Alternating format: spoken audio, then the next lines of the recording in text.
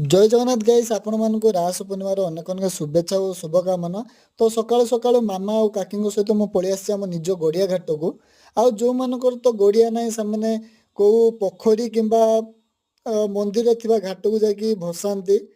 आजिकाली सुलरे भसा होउची किंतु तांकर नियम होउची कि कदली पाटुआरे भसेवा कथा। तो प्रथमे काकी तांकर सुल को पूजा करदेले तापर बंदेई भी देले। तो तापर आसला मो मामा पाली मामा भी सेमती सुल को पूजा करदेले तापर बंदे देले।